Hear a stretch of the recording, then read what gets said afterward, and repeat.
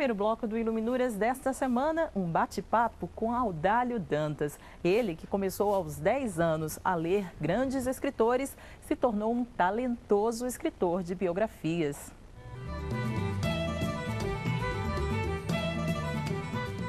Audálio Dantas é autor de mais de 10 livros, entre os quais As Duas Guerras de Vlado Herzog, que recebeu os mais importantes prêmios literários do país. O Jabuti na categoria Livro-Reportagem, o Livro do Ano de Não Ficção da Câmara Brasileira do Livro e Juca Pato, Intelectual do Ano pela União Brasileira de Escritores. Para o autor, ter contato constante com a literatura é fundamental para o espírito, para o desenvolvimento da imaginação e da criação. Você que é jornalista, o que é a literatura para você? Bom, nesse momento no Brasil, há uma discussão muito forte sobre jornalismo literário.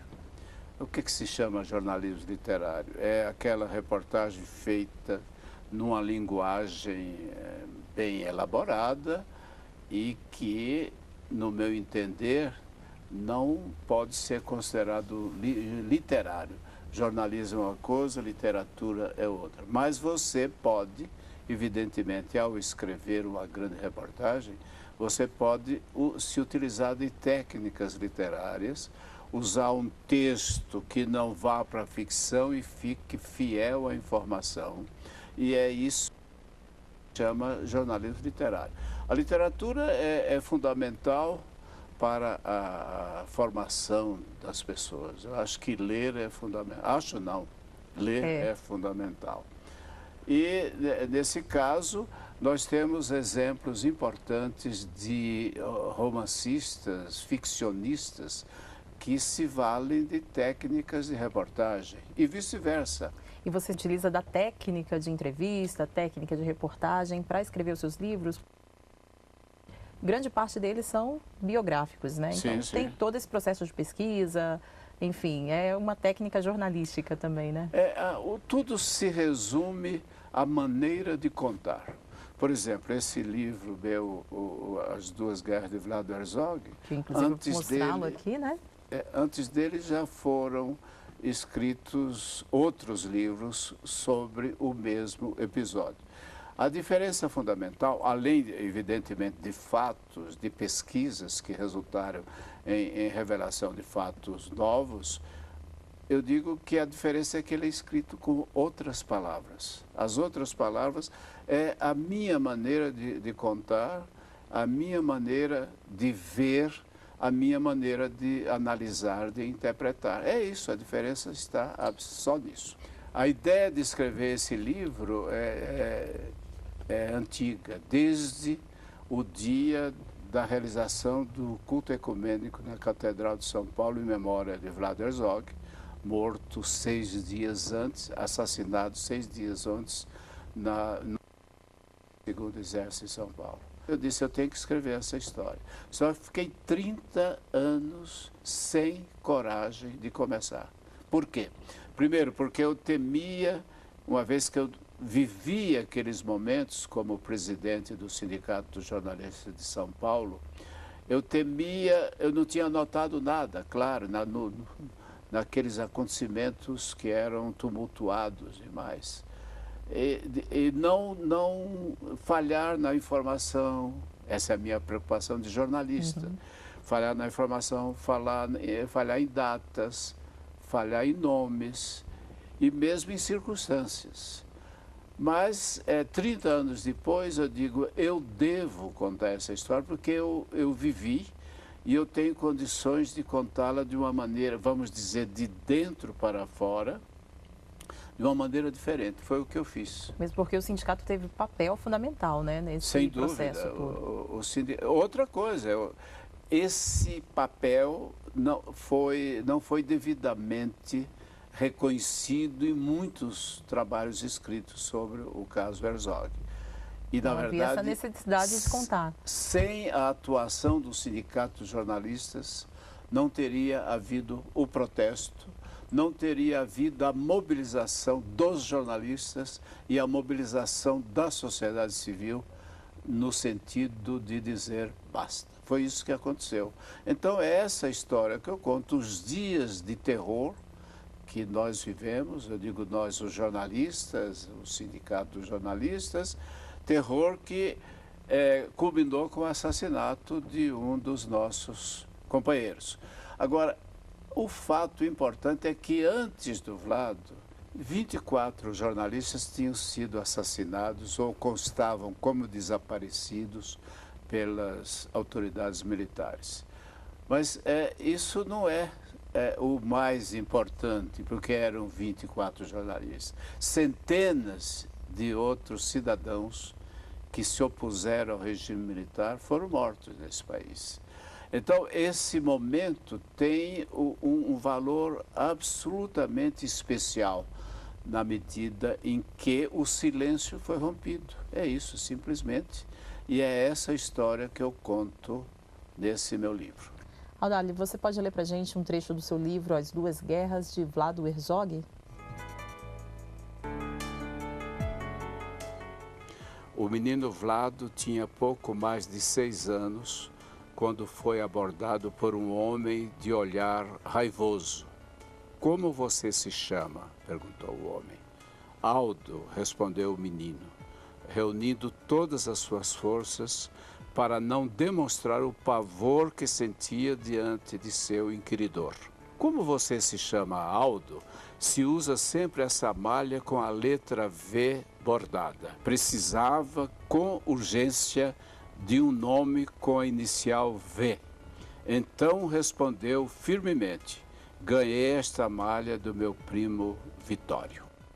Antes do Vlado, em São Paulo, não estou falando daqueles 24 mortos, antes do Vlado tinham sido presos 11 jornalistas, todos sequestrados, não eram presos, ilegalmente, e levados para a tortura num aparelho da repressão do Exército em São Paulo. O Vlado foi o 12º a ser preso e foi morto dentro desse processo. Então, isso significou o que se chama a gota d'água.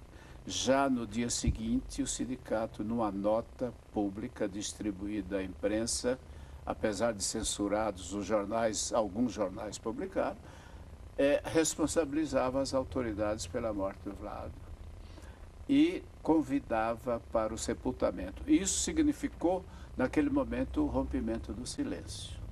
Agora, um dado muito interessante é que o Vlado, ele não é brasileiro. O Vlado era judeu, nascido na Iugoslávia, em 1937.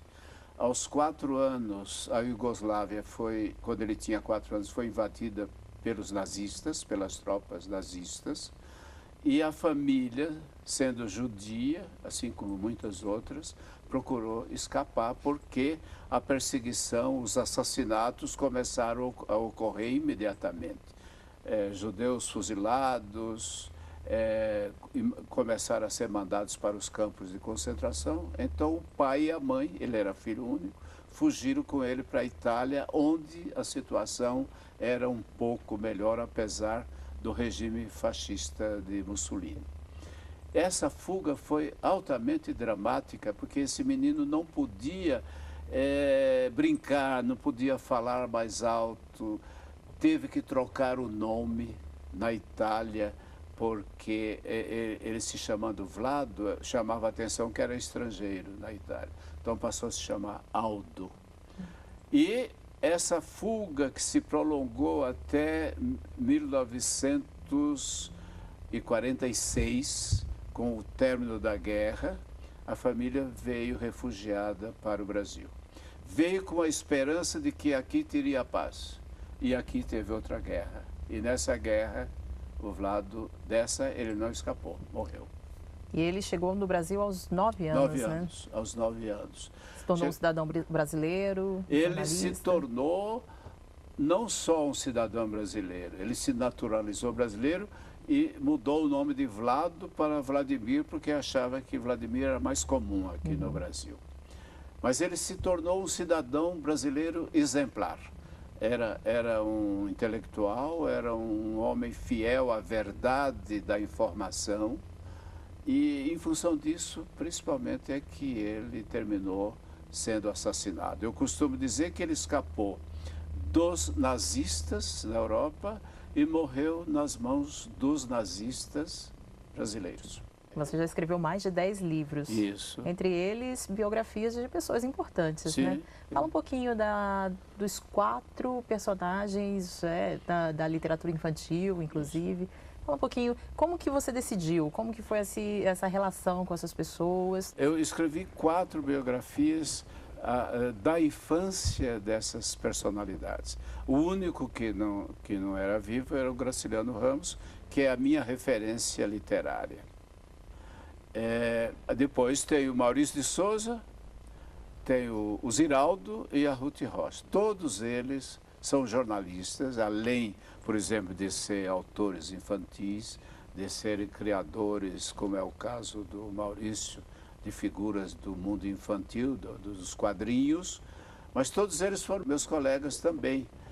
O Maurício de Souza na Folha de São Paulo, ele começou mais ou menos um pouco depois de mim, na Folha. Depois o Ziraldo, trabalhei com ele na revista O Cruzeiro. A Ruth Rocha na editora Abril. Então era tudo mais ou menos em casa e todos confiaram a mim essa possibilidade de escrever essas histórias. E para mim foi uma experiência importante porque eu, como jornalista, escrevia matérias complicadas, matérias de problemas sociais, etc. De repente, escrever isso para o público infanto-juvenil foi uma alegria, mesmo porque eu acho que eu consegui fazer bem. Audálio, e planos para o futuro? Quais são os próximos livros aí, os próximos projetos? Bom, planos para o futuro, eu continuo sendo jornalista, espero, até o final, mas certamente eu escreverei outros livros. Aliás, eu tenho um livro pronto, que não é um livro, é um texto relativamente curto, que é Luiz Gonzaga na memória do povo do sertão em que ele nasceu e viveu boa parte da vida, que é o Exu, em Pernambuco. Esse livro vai ser feito em cima de um ensaio fotográfico do Tiago Santana, que é um excelentíssimo fotógrafo, maravilhoso fotógrafo, sobre esse povo que vive naquele pedaço de sertão. É o mesmo com quem eu fiz outro livro que se chama O Chão de Graciliano. É a região em que o Graciliano Ramos nasceu, cresceu, escreveu boa parte dos seus trabalhos em cima de outro ensaio fotográfico. De forma que vem o Gonzaga, eu não pretendo parar. O que vier e que eu ache que merece serão novos livros. Ok, muito obrigada pela sua vinda aqui ao Iluminuras e sucesso na sua carreira. Muito obrigado. Mais uma vez eu agradeço pelo convite. E o Iluminuras não terminou. No próximo bloco eu volto para conversar um pouco mais sobre direito e literatura. Até mais.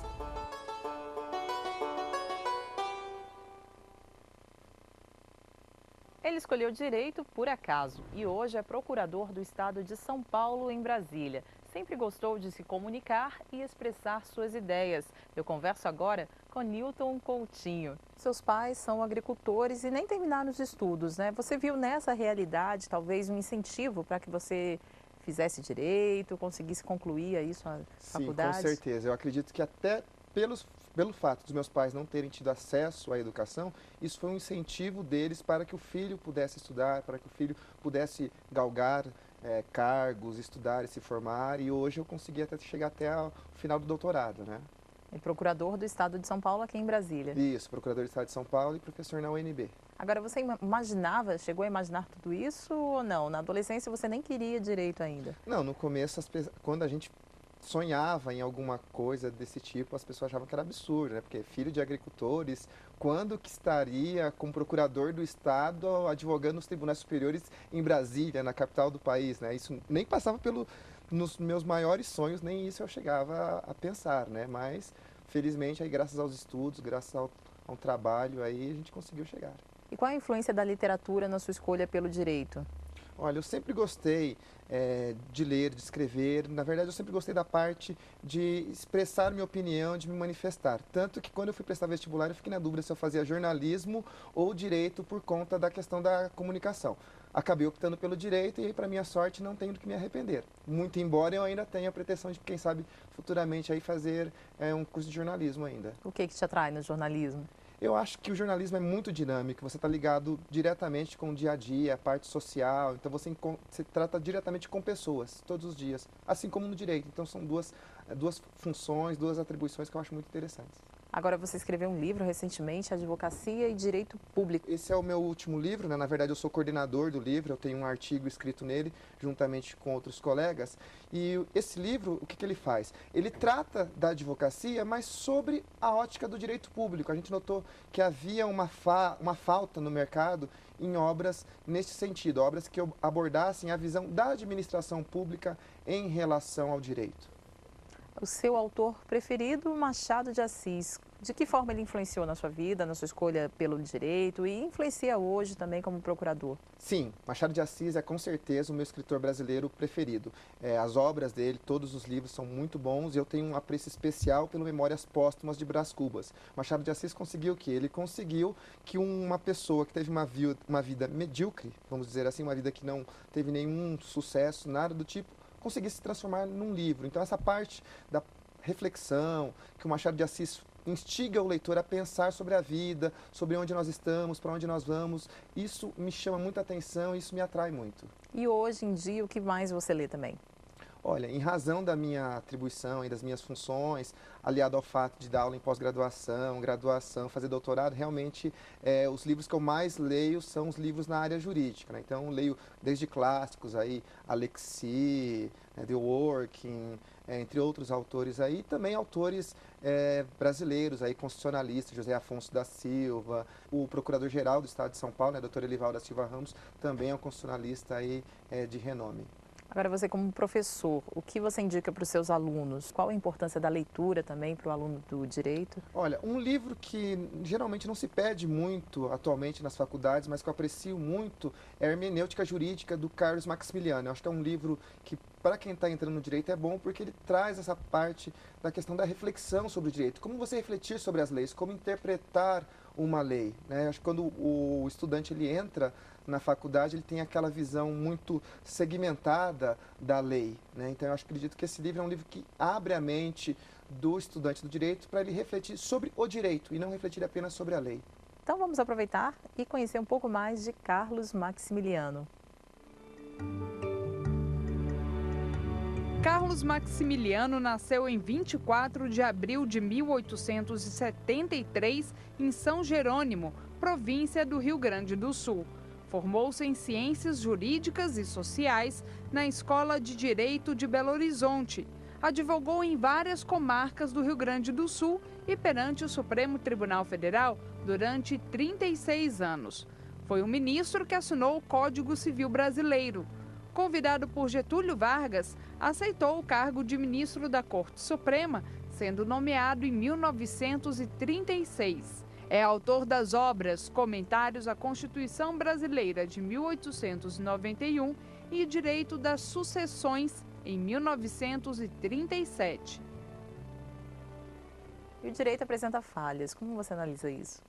Então, realmente o direito tem dois aspectos interessantes. Um é da existência das leis, então do processo legislativo em si, da criação de leis que vão regular um determinado comportamento humano em sociedade. E aí temos um segundo problema que é, aí sim, a efetividade do direito, ou seja, da aplicabilidade dessa norma enquanto norma que realmente regula o ordenamento jurídico e permite que a sociedade se amolde a esse comportamento desejado. Quais seriam os seus próximos planos? Mais livros aí nas prateleiras ou o quê? Olha, eu gosto muito de escrever, eu escrevo desde posts na internet, artigos em jornais e aí agora estamos começando a escrever alguns livros. Eu acho que isso é interessante porque é uma forma de você mostrar a sua opinião para as pessoas e quem sabe aí no futuro conseguir fazer mudar a opinião das pessoas em relação a alguns temas. O livro aí sobre advocacia e direito público, ele tem esse objetivo de mostrar para a sociedade um estado diferente, tá? Um estado que para mim é o estado real, eu que advogo nessa área, então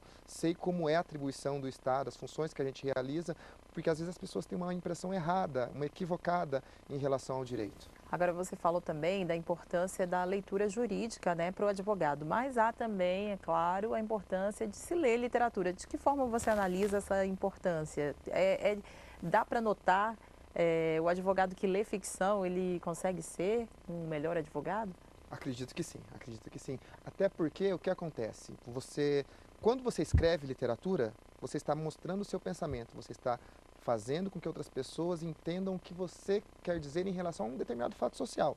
Da mesma forma, no direito, numa petição, numa sustentação oral, no dia a dia de um advogado, a gente trata da mesma questão. Ou seja, é a opinião de uma pessoa que tem que ser transmitida para outra pessoa, tem que ser entendida e internalizada. Então, muitas vezes, um advogado que lê, né, que tem essa facilidade com a leitura, ele consegue expressar melhor as suas informações e conseguir maior sucesso do que aquele que não tem esse domínio do vocabulário da literatura. Eu acho que isso é interessante porque é uma forma de você mostrar a sua opinião para as pessoas e quem sabe aí no futuro conseguir fazer mudar a opinião das pessoas em relação a alguns temas. O livro aí sobre advocacia e direito público, ele tem esse objetivo. Me explica um pouquinho da sua atuação aqui em Brasília, né? Você é procurador do estado de São Paulo e atua aqui no DF. Sim, quando eu falo para as pessoas que sou um procurador do estado de São Paulo em Brasília, quem não é da área jurídica geralmente fica um pouco assustado, não consegue entender bem, né? Então o que acontece? O governo do estado de São Paulo, nós temos uma quantidade imensa de ações e essas ações por vezes vêm para os tribunais superiores, aqui STF, STJ e TST. Então em função desse volume, o estado de São Paulo precisou criar uma procuradoria especializada com procuradores atuando aqui em Brasília para defender os interesses do estado de São Paulo na capital, né? Então, o trabalho nosso aqui basicamente é um trabalho em sede recursal, né? Com sustentações orais, memoriais e defesa das teses que o Estado entende que são as teses que vão defender realmente o interesse público.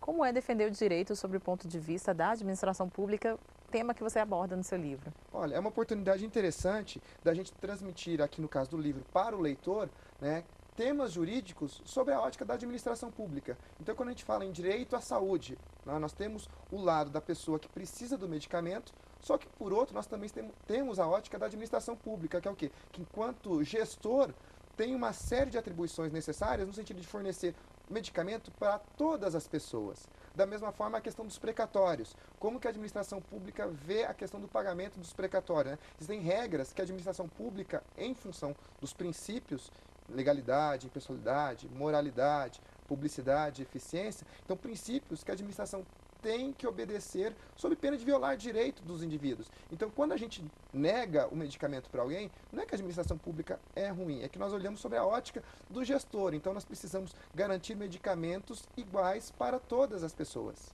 Newton, muito obrigada pela sua participação aqui no Iluminuras. Eu que agradeço e fico aberto aí para outras oportunidades. Obrigada. E o Iluminuras fica por aqui, mas você pode rever os programas no site da TV Justiça. Acesse www.tvjustiça.jus.br. Na semana que vem temos um encontro marcado com o direito e a literatura. Até mais.